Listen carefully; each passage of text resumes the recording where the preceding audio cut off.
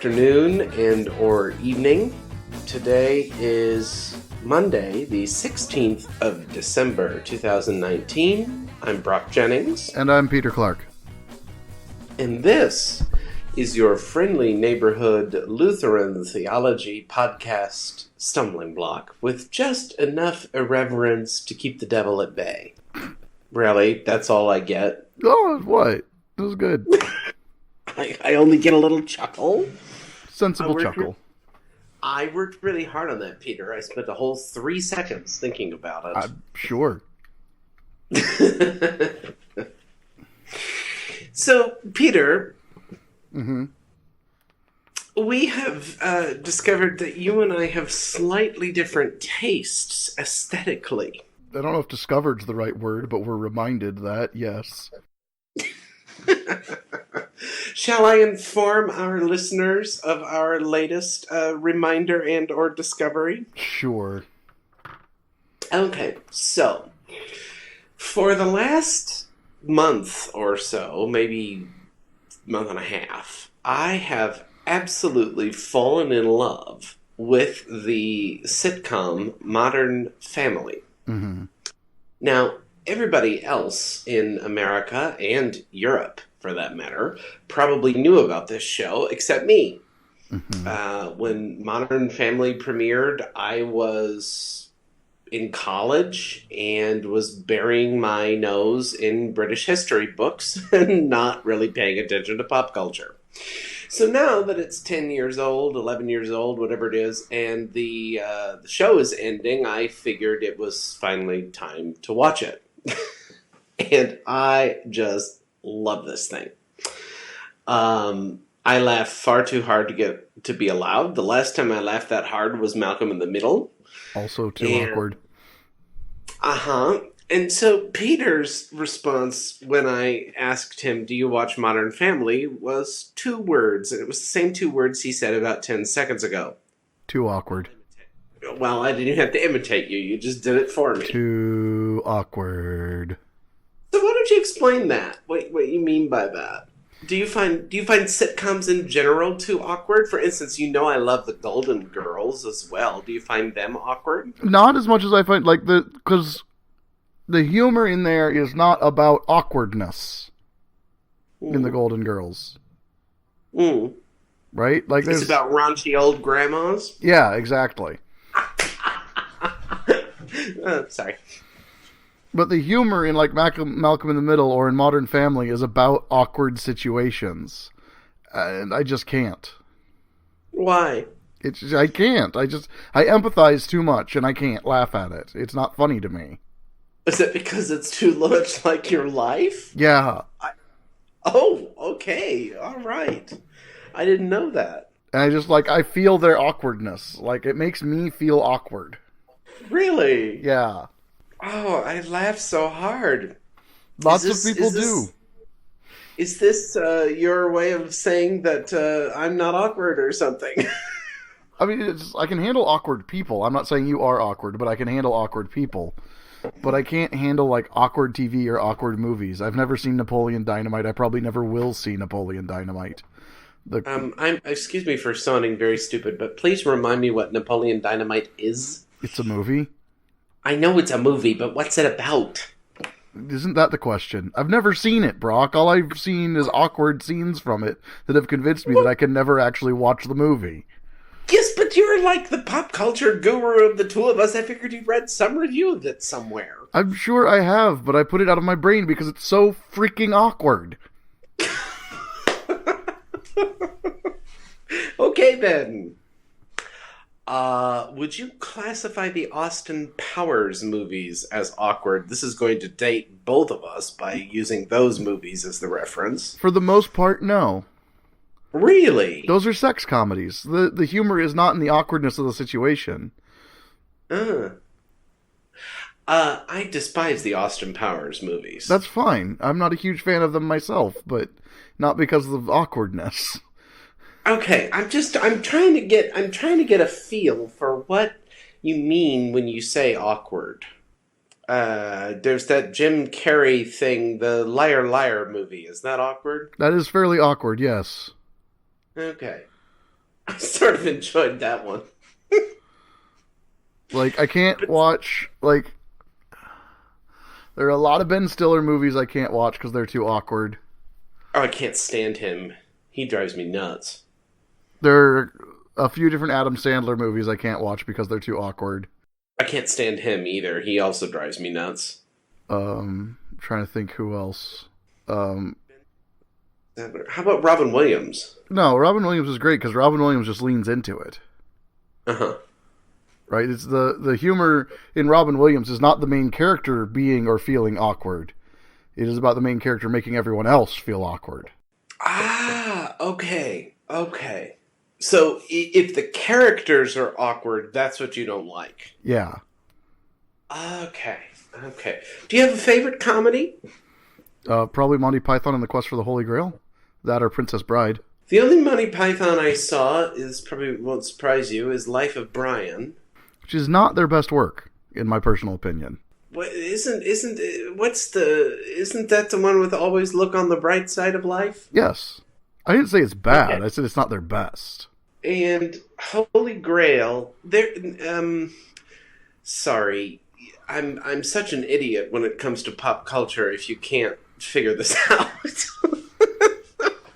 um, and the reason I'm an idiot is because it takes me I'm about 10 years behind.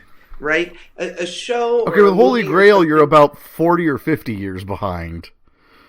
Well, okay, fine, but can we bracket that so I don't feel quite so bad? Fine. In general, I'm about 10 years behind. Do you think this could be because for entertainment I always just rewatch The X-Files? Yeah, probably. Oh, well, see, then there's my problem. Damn, with The X-Files, I'm like 25 years behind. Yup. Anyway, so I saw Monty Python. Monty Python and Spamalot are related, right? Yes. Okay. I saw Spamalot on the West End in London in 2008. Okay. The only thing I remember about Spamalot, don't they have the song in D or the song in G, something like that? Yes. Okay, whatever that one is, I liked that song. What? It's like so much more than that, though. Like, there's... Anyway, for me to really appreciate Spamalot, you have to be familiar with more of the depth and breadth of Monty Python's work, because they reference a number of things, like the fish slap dance and the Finland skit, and the ending credits for Quest for the Holy Grail. Opening credits, I mean, for Quest for the Holy Grail. What? Please explain to me what Monty Python is supposed to be about. Monty Python is a sketch comedy group. Oh, I thought it was a person. Look, I'm being like completely authentic on the air this week, and I'm just gonna make a fool of myself, and I don't really care because I didn't know. I thought it was a person. Please tell me you don't think Pink Floyd is a person. No, Pink Floyd is a band. Of course, I had that album. I bought Which album? Dark Side of the Moon, of course. Okay, well, there are several Pink Floyd albums, but I know, but it's Dark Side of the Moon that's the famous one, and I liked the song "Money" was my favorite track, of course, where they do the effect with the clinging change and all of that. Clinking, I guess. Yeah. I even had a Dark Side of the Moon poster when I was a freshman in college. I was attempting to gain street cred, but my street cred might have been diminished by the fact that in addition to the Pink Floyd poster, I had a Eurythmics poster. What? I love the Eurythmics. had you come out by that point in time? Oh, I really, really, really hate you right now. And no, I hadn't. It took me another 4 years. What? I'm just asking questions here. What? What? I probably shouldn't tell you that I also had a picture of Xena Warrior Princess, should I? Yep. What? Am I that obvious? Let's just say that probably your roommate knew you were in the closet. I had Pink Floyd. And the Eurythmics and Xena Warrior Princess. Well, Xena Warrior Princess, to be fair, was not a poster. That was okay. only a picture. Oh, okay. The posters were in my room at home. Oh, okay. But why does liking the Eurythmics automatically associate with being queer? It's a stereotype. Oh, I have a very gay crush on Annie Lennox. I'm sure you do. I have seen her live twice. 16 years. I have loved Annie Lennox in a very gay way. I believe you. And what's the other one? The other singer. Oh, this summer, of course, I discovered Bette Midler. I saw on your Facebook page. Yes, but you know what? I restrained from commenting. I know, it was really hard for you, wasn't it? It was so hard. It was so hard. But there's one more, Peter. And well, when you added the share thing, I was just like, no, you ruined it. That was my other one. Of course, which is ironic because you hate autotune, if I remember correctly. Yes, but if you listen to early Cher, she doesn't have the autotune. No, I know, but she's the one who's really popularized autotune in Do You Believe in Life After Love? I know, I don't like that song because it's too much autotune. Oh, and, of course I like Tina Turner. Well, what's not to like about Tina Turner? Okay, so that's not the same stereotype. And what about Joan Baez, of course, my beloved Joan Baez? That just means you're a hippie. Thanks, I love you too. What? I come from a long line of it. I'm married to a hippie, so... Okay, fine. Well, yes, so despite the fact that apparently I have some commonalities with the LGBTQ community, of which I am a member, mm-hmm. I'm woefully behind on pop culture. Yes. But how would you characterize the humor of Monty Python?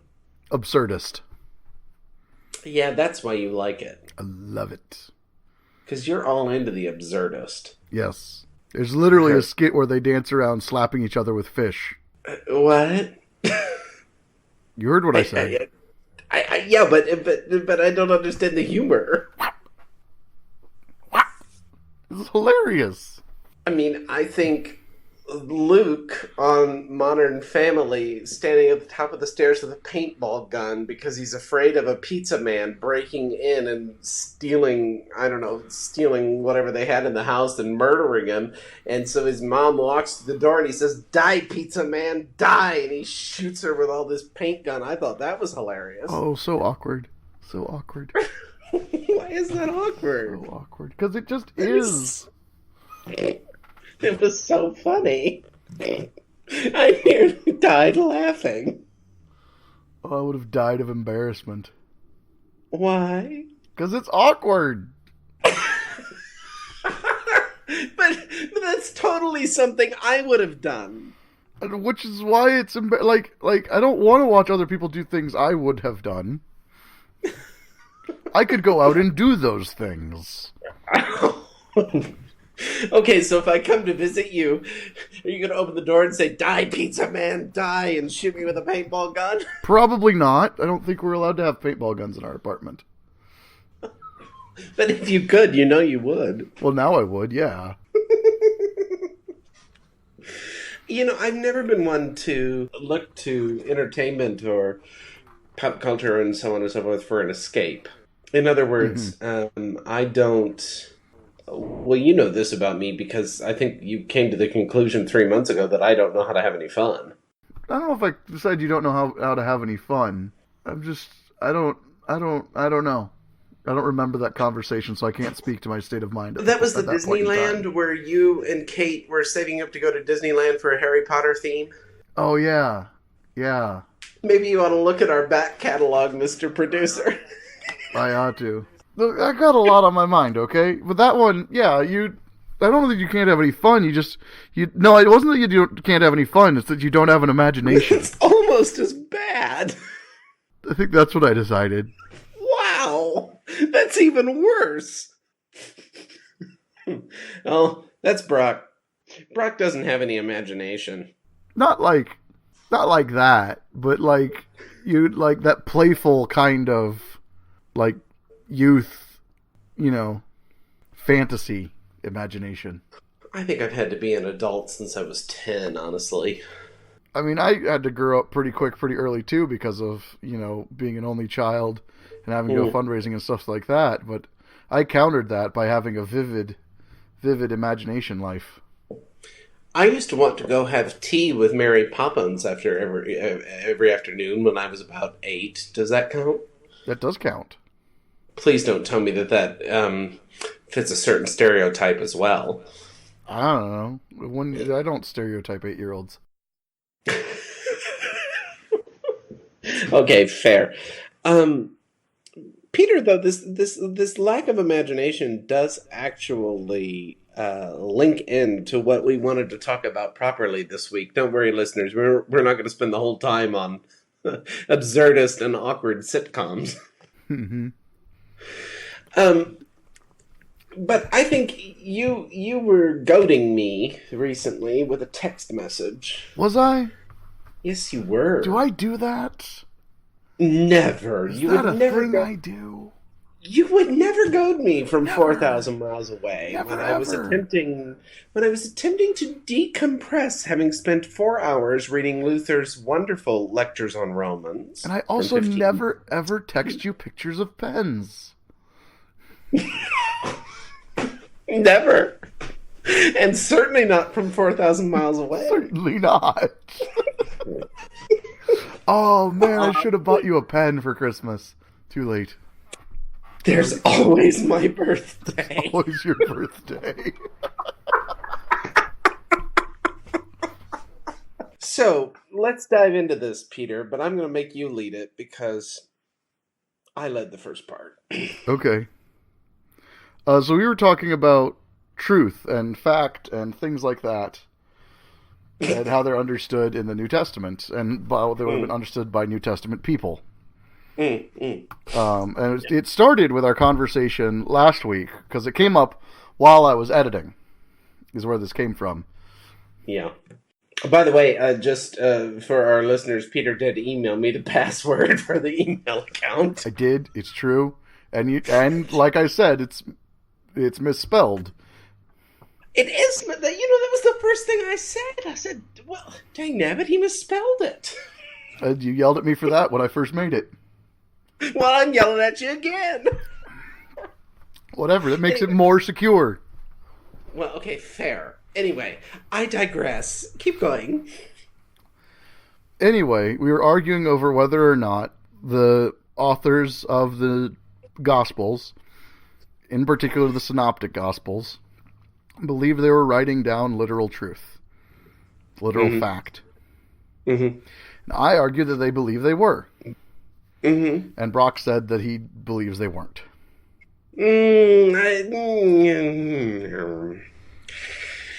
I didn't quite put it in such a stark term.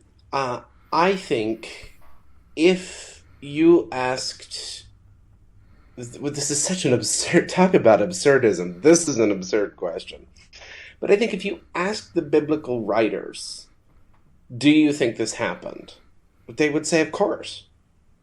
Like they wouldn't even understand that question. They would be like, why are you asking this? Okay. The point that I was trying to make was not so much that the first century people thought like 21st century people. It's that 21st century people don't think like first century people. How so? What do you mean by that? Because of the shift epistemologically since the Enlightenment. So, in other words, this notion of truth and factuality, right? Mm-hmm. That's a classic Enlightenment scientific question, and particularly a question for the universities, dealing with this notion of scientific truth. Blame the Germans. Of course, my favorite, Francis Bacon. Actually, he's not my favorite, but anyway, Francis Bacon from England, and also David Hume, and we can't forget our friend Descartes, right? All these people, and schools of thought shifts the way we would cognitively address the notion of truth and fact. So the reason, I think, if you ask a first century person about this difference between, did this literally happen, I just think they'd be astounded. I don't think they would get the premise, because that's a modern demarcation, right? So you're saying then that they didn't have allegory?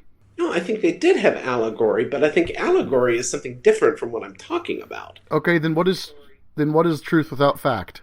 Truth without fact is well, it's not even without fact, it's that truth isn't reduced to fact.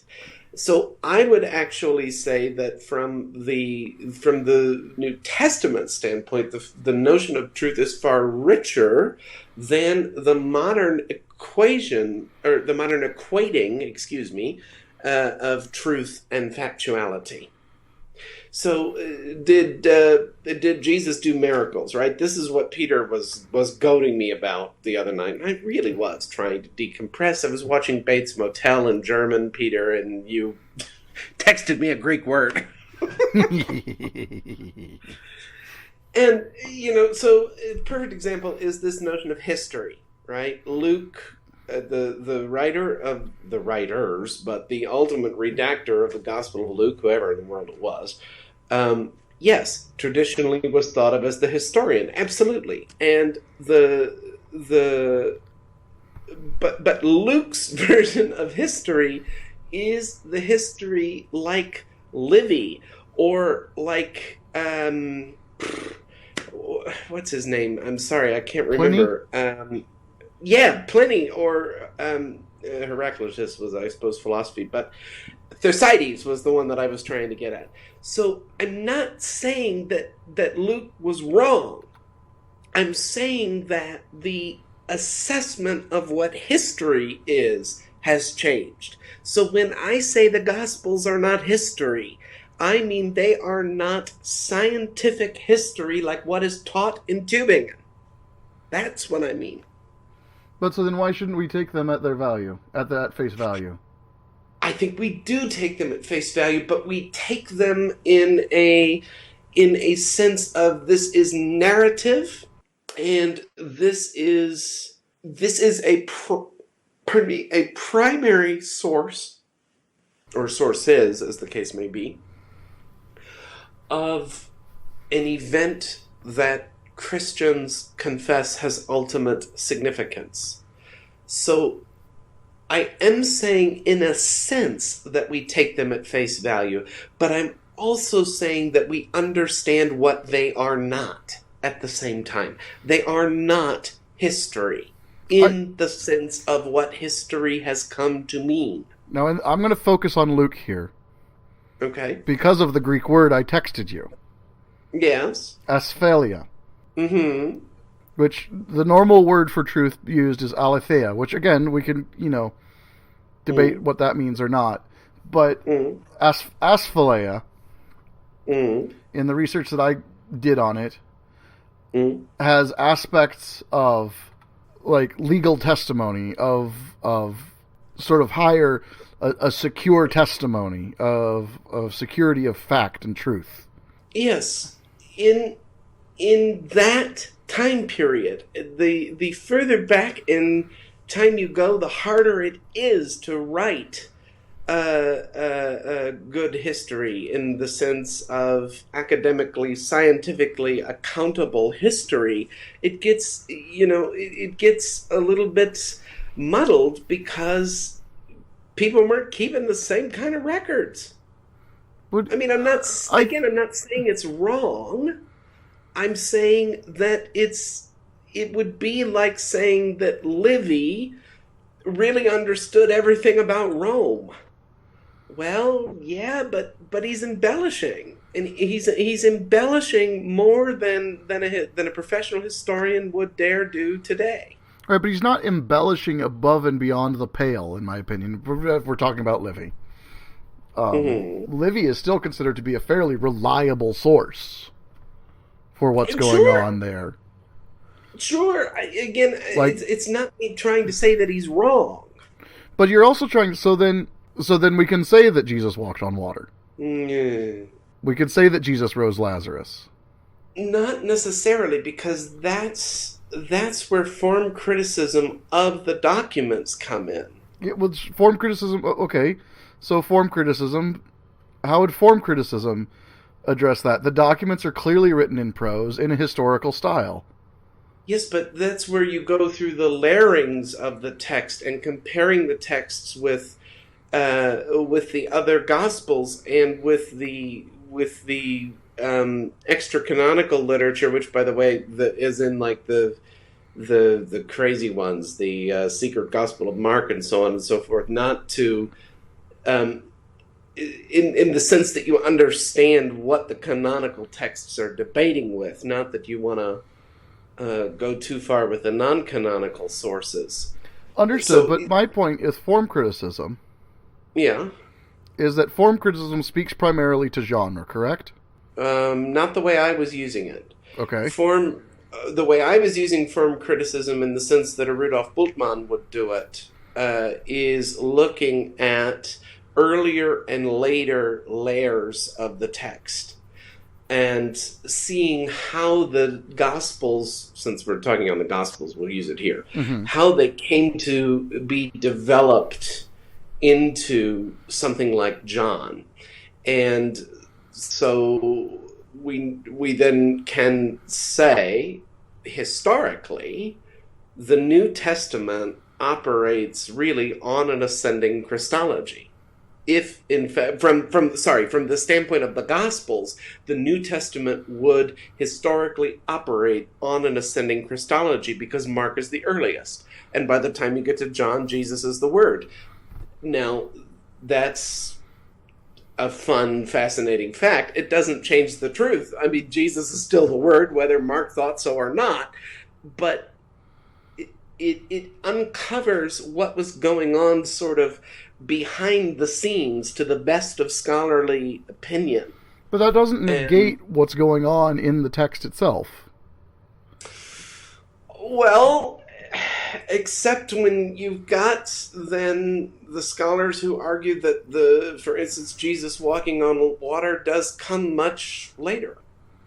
And that makes me question the historical validity of that. Historical in the sense of the way I've been using history.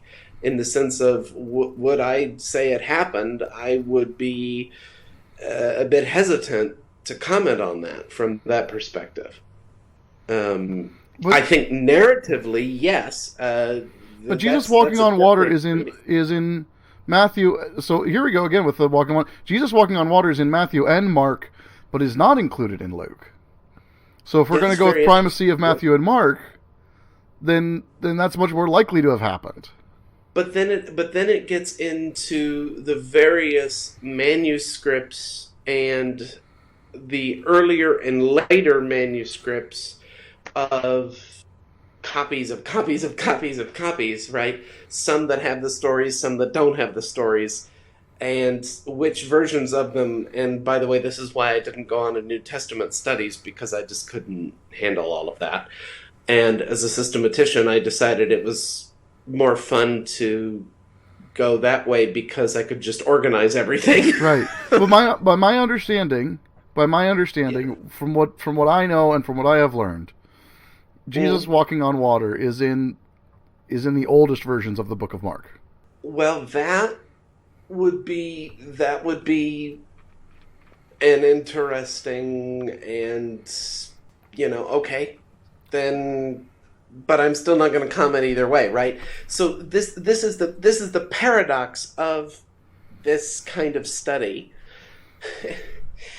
which, boy, it gets exhausting after a while because you excuse me for sounding a little bit unacademic at the moment, but you just want to go, Lord, can I just read the thing? But um, I'm still not going to comment either way because I know somebody like Dom Crossan is going to say that that is a later edition. And he has a whole argument as to why that's a later edition. Um, and so somehow you have to hold both of those in tension. And so when I say I don't know if it happened or not, the reason I'm saying that is because I'm actually trying to make a statement that I'm no longer able to ask those questions of did it happen or not. It just drives me crazy. Why not? I mean, I think if I went down that road and actually tried to to say that did it happen or didn't it happen, I would end up in a similar place where Bart Ehrman is. Which is? A kind of agnosticism toward God in general, and certainly that there is no the major theological truths of the Christian religion don't have much to do with history at all. The historical things that one could say are very, very minimal. That's probably, if I really went down that road, that's where I'd end up. And so I just left it behind. I mean, I'm a classic case, honestly, of somebody who really wanted to do a lot of deconstruction. And so, for instance, I started with Marcus Borg. That was the first theologian I ever read. Oh, God. I actually quite like him. I know you do. I disagree with him, by the way. I disagree with him on Christology. Mm-hmm. But I started with him, and then Dom Crossan was not far behind. He was the second one I read. And then to balance it, I went to N.T. Wright, but I didn't stay. I didn't stay there long. But I was always from the beginning in the Bultmann Käsemann camp. So in terms of biblical scholarship, when I really started to take it seriously, I sort of had phases, right? I had a phase of being really interested in it. I had a phase of reacting against it, which was actually the majority of my time at PLTS, by the way. Mm-hmm. Reacting it, trying to prove that Jesus was in the Old Testament, for instance. Hopeless endeavor, but I tried it. On my internship, I spent my mornings on my internship reading things like Tillich's Systematic Theology, which maybe was a sign that I belonged in graduate school. Mm-hmm. Tillich helped me put all of that together because he showed me that it didn't matter. It didn't matter for faith whether it happened or didn't. And that was when I found that a deep relief. And so then I started to take critical thought seriously again. But I think I'm the classic case of somebody who was deconstructed and managed to be reconstructed by embracing a kind of dialectical theology. That's the only way I could do it. Otherwise, I would probably be an agnostic. Because I none of it happened. Not none of it, but you know what I mean. You go and you find out all this stuff didn't really happen, and we don't know who existed and who didn't, and all this stuff. And at first I thought those questions were going to be thrilling, and when I actually had to ask them, it tore me apart. It did. It really did. My first semester of seminary was hell. Not because the people were bad. It's because I didn't expect it to rip me apart the way it did. Mm-hmm. And now I think systematic theology is how I've embraced the wonder of it all. And I think that was my way of navigating those waters. There are others. If you look on YouTube, there are some followers of Barth and Bultmann who will speak of similar kinds of journeys. Like the first time they give up the necessity of a physical resurrection, for instance. And which I, by the way, have not done. Right. That's well, not done in the sense that for me, I think the symbol of the bodily resurrection is paramount. But I'm not sure I'd die in a ditch for it anymore. I would. Yeah, I mean, it's interesting, right? I didn't go to Union. I didn't go to Union Seminary. Although I was taught by people who went to Union, by the way. Were you going to take another jab at PLTS? Nope, I was not. Yeah, you were. No, I wasn't. You were thinking it. I absolutely was not until you said anything. Oh, darn it. Yeah, so it was very... So that's why I get a little hung up with these truth and fact, and I would say devotionally I believe Jesus walked on water. Yes. Historically, no. Critically, no. Devotionally, yes. Just as devotionally I believe Christ is on every page of the scriptures, including the Old Testament. And when I preach Jesus Christ and Him crucified. Period. But critically, historically, obviously not for the Old Testament. Right. Hebrew scriptures. Right. So, unpack that one for me. Going to charge me for heresy yet? Not yet. Did you have any kinds of similar experiences in seminary? Not really. Seminary shifted my praxis more than it shifted my belief. I think I'd have to say. I mean, there are some things that shifted, right? Like, my understanding of things like that. Like, before seminary, I was, a traditionalist when it came to authorship of some of the books, like 1st and 2nd Peter and stuff, but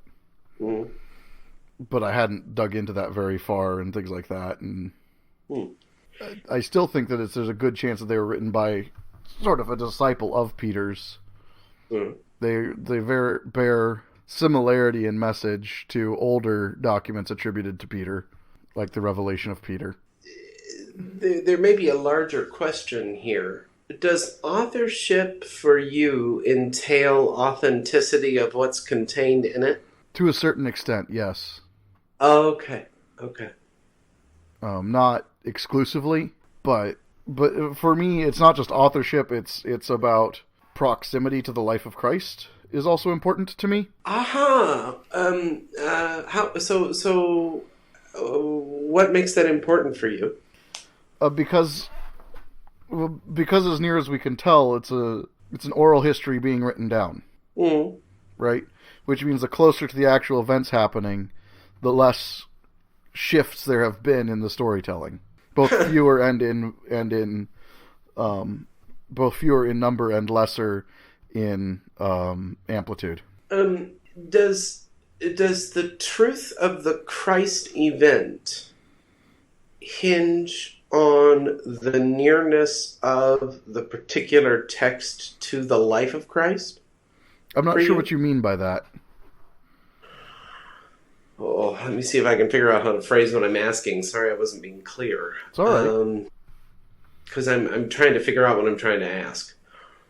The closer you get to the life of Christ, the more authentic it is? There's a strong argument for that earlier texts tend to be more accurate. Oh, interesting. Yeah, you're right.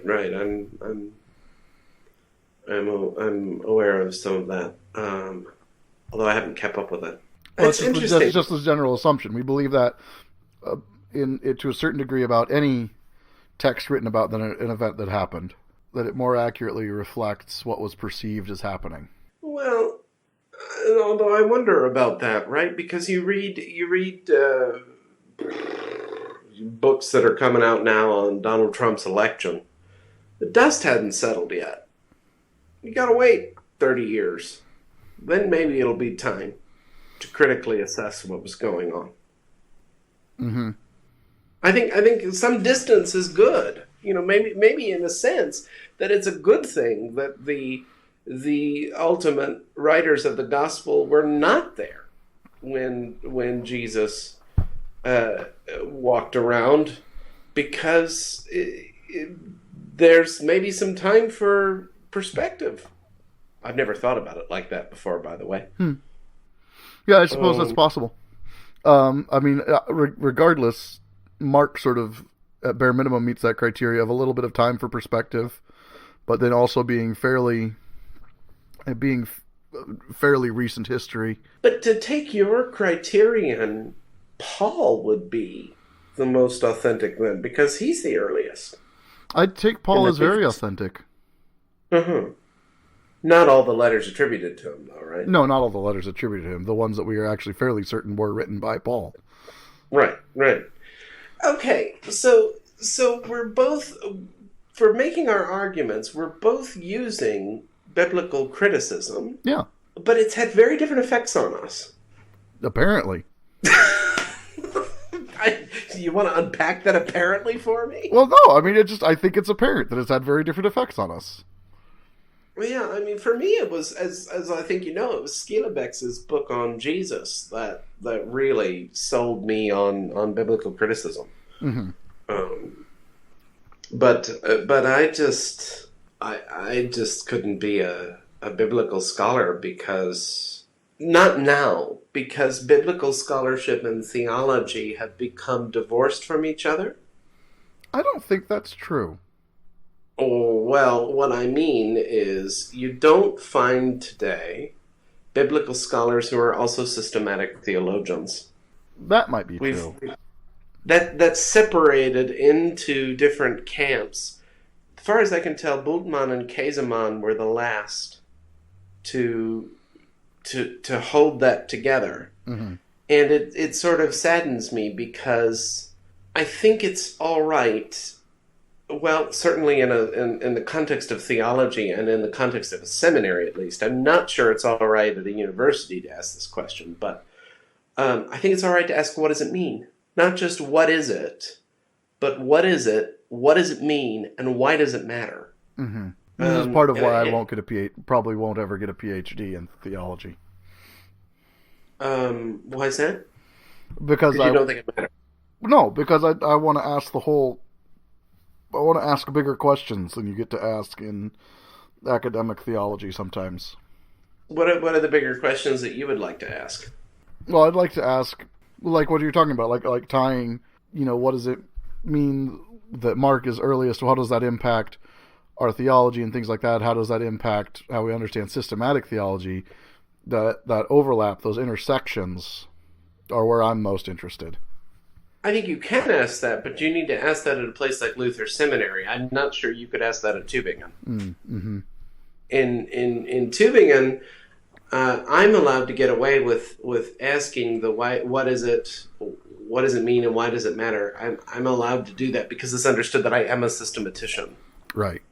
But if I was trying to do a PhD in New Testament, which just sounds impossible, by the way, but let's say I was trying, I think what they would say to me is that it's not scientific when you ask those other questions.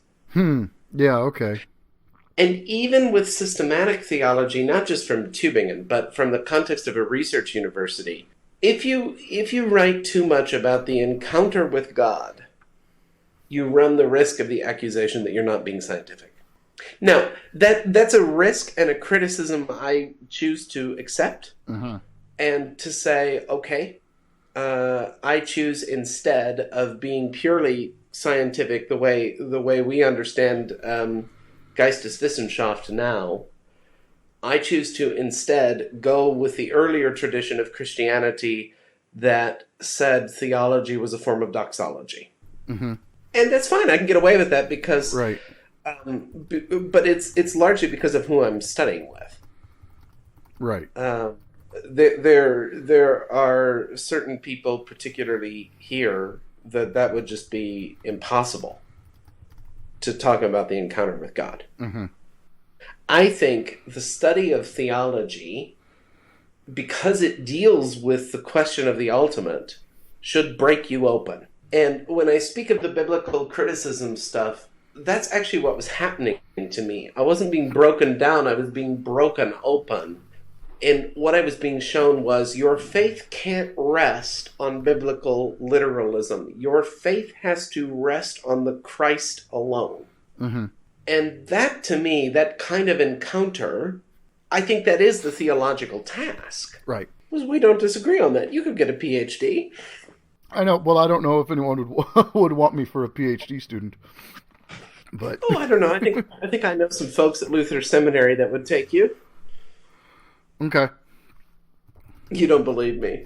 Oh no, I'm sure some folks at Luther would take me. I'm sure Simpson would take me. Well, let's clue our listeners into something. When I first met Peter, it was in a cigar-smoking club outside with the now emeritus Professor Pat Kiefert. Yep. And Pat Kiefert was encouraging Peter to do a PhD.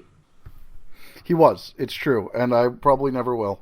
Do you find it limiting, by the way? So our whole... Find what limiting? Well, sorry, that was too broad of a question. It was. So our whole conversation, when we centered around from when you were goading me earlier, Mm-hmm. I'm framing everything I'm saying, by the way, from the perspective that I understand that I have to, in some ways, account for my existence as a theologian who's studying at a university and who wants to teach at a university Mm-hmm. or a seminary. Either one of those I think would be lovely. So I frame my responses from that academic context. Do you find that limiting? You can say yes, I will not be offended. I find it interesting. I don't know if I find it limiting. Mm. I mean, I know that I'm freer to say exactly what I want to say, exactly the way I want to say it, because I'm not concerned with those things. Mm-hmm. But I don't ever get the impression that you're holding a lot back. Yeah, I don't have much of a poker face. No. How do you find it interesting, though? What do you mean by that word? It's a wide word. What is it? What do you mean? It is a by wide word. Every so often I can sort of hear you. Every so often I can hear there's something more you want to say, but you don't have the exact sources in your head to cite to back it up. And so you sort of pump the brakes a little bit. Whereas, I can make inferences from things I read 5 years ago that I can't tell you the exact person, whatever, Mm. because I'm not concerned with my academic reputation. I'm not concerned with that kind of thing. I'm just like, whatever. I wonder if that'll change. Maybe in a sense I've become the classic graduate student. Apologies, by the way. But here's how I'm not the classic graduate student. I can, in fact, give a 30-second summary of my dissertation. That's good. I'm not going to do it right now. No, that's fine. But, that's the joke, that graduate students can't, go on and on about their dissertations because they think it's the most important thing in the world. I actually don't think what I study is the most important thing in the world. I'm just going to say that right now. I know that it's not. Mm-hmm. I know that for me, writing this dissertation is a form of medicine, and it's a form of healing, and it's a form of liberation. And my hope is that the 3 or 4 people who actually read the thing when I publish it, notice I'm not overestimating how many people are going to read it either, might find some liberation as well. Right. Okay, maybe more than 4 people will read it. Maybe 15 will read it. I think at least 4 or 5 people have to read it for you to graduate. Yeah, I wasn't counting them. Oh, okay. I wasn't counting them, but I'm kind of overstating it a little bit.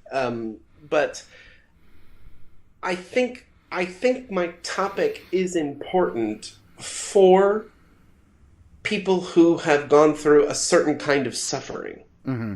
I think would find it liberating to read. But I don't think that. I don't think that I'm going to have a bestseller on the New York Times list, right? Well, very few people's dissertations are. Precisely. That's generally later writings that end up doing well. Well, okay, fair. But, somebody asked me, what's your audience? I said, I don't know what my audience is. I'm trying to finish a dissertation. Let me do that first. Then I'll talk to you about who my audience is. But that was actually something that Bart Ehrman said at the American Academy of Religion about 8 years ago. I think it was there. He said, if you want to write for the Barnes and Noble crowd, you first better pay your dues and learn how to write books solely for the Academy. And then you are ready to popularize.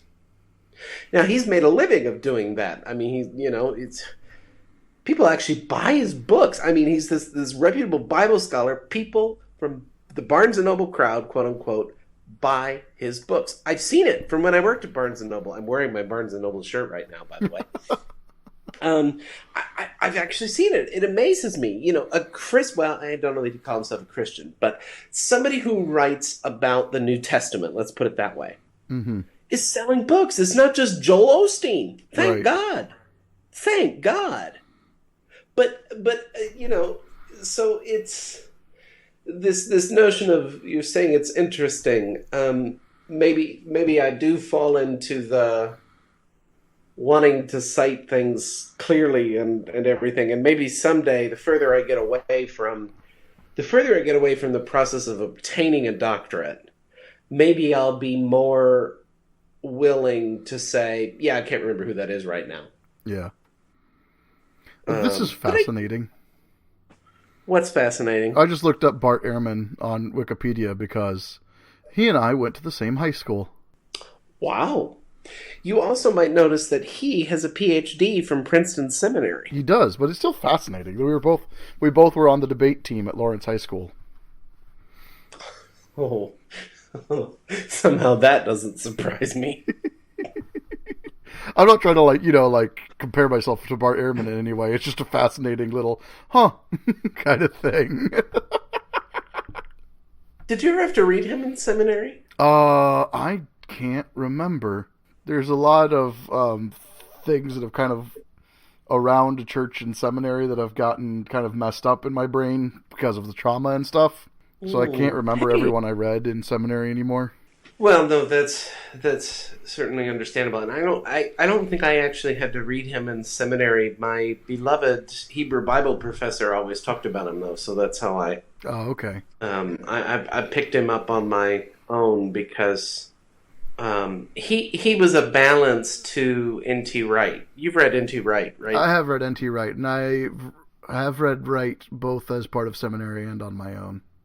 Oh, you were assigned him in seminary. At one point, yeah. I think we were assigned to What? read something by Wright and something by Borg in one of my Oh, yeah, classes. that book, The Meaning of Jesus. No, I don't think we were assigned to read The Meaning of Jesus. I think we were assigned to read a text by Wright, part of a text by Wright and part of a text by Borg. Oh, really? And then did the class have a whole debate over who they liked better? I'm trying to remember. I don't think so. I think it was. I don't think we ended up discussing those texts specifically. It was just part of the background reading. Because I would have thought that maybe this is just my own character, but I would have thought Luther Seminary about 7 years ago or so would have been pretty anti Marcus Borg. It was fairly, yes, but it also was not inherently pro NT Wright. Oh, really? Well, no, because he's a little on the conservative end. A little. I'm just, I went through my N.T. Wright phase. When I was reacting to biblical criticism, I read N.T. Wright. mm-hmm. I think N.T. Wright is a closeted systematic theologian. I don't know that he's closeted, but okay. Closeted systematic theologian, not closeted in the way that I I was. know, When but I read what I'm Rhetoric. saying is I don't think that he's. I don't think he'd deny that there's a systematic side to what he does. Okay, so then he would be an example, actually, of the connection that I was praising in people like Bultmann and Kaiserman. Right. But I don't think that Wright ought to be the only voice because he is quite conservative. He made his whole eschatology, frankly, is a popularization of Maltman's theology of hope. You've said. I mean, although before I paint myself in a corner, you might have noticed Maltman is not as conservative. No, he's not. I don't think conservative is a word he would use to describe himself. Oh, there's one for you, Peter. Would you describe yourself as conservative? There are aspects of my theology which I would describe as towards the conservative side, but on the whole, I would say more liberal. Mm-hmm. I know that my viewpoints on the New Testament and the miracles and the resurrection of Christ and all that kind of stuff lean towards the more conservative end of biblical theology. Mm-hmm. But on the whole, I fall under liberal Christendom. Mm-hmm. I'm I trying to take think if you it's take. Sorry. it's fascinating because I take conservative biblical theology and make liberal doctrine out of it. I would say that if there's a part of me that's conservative, I'm Trinitarian and I'm Christological. Right. Oh, absolutely. I don't know if those are particularly conservative, though. I think that's just Christian. Right. I would say I would hope that's not conservative. But at the same point, I don't like being called a liberal either, which is why I was making fun of you earlier when I thought you were hammering on PLTS. Oh yeah, no. I mean, I know you think I went to the evil liberal Lutheran place. I don't think you went to the evil liberal Lutheran place. I just think you went to the liberal Lutheran place. I don't assign it evil or good. I need you to quantify how you would say that PLTS was liberal. It's reputation. What is the reputation? At least at Luther, it had a reputation for being sort of really hippie and wackadoo and out there. Do you find me hippie and wackadoo and out there? Sometimes. Oh, thanks. Well, I'm sure you find me, to have my oddities sometimes. I'm not using those as inherently negative. Die, pizza man. Die! Until next week, I'm Brach Jennings. I'm Peter Clark. And this has been your friendly neighborhood Lutheran Theology podcast, Stumbling Block. Die, pizza man, die! Stumbling Block is a production of Silver Turkey Studios. Our Patreon producer is Ben Dittman, our executive producer is Peter Clark, and our executive director is Brach Jennings. Our theme music is by Mirrors for Windows, and we are hosted by Podbean. We can be reached by email at stumblingblockpodcast@gmail.com. Please consider supporting us at patreon.com/stumblingblock. And as always, thank you for listening.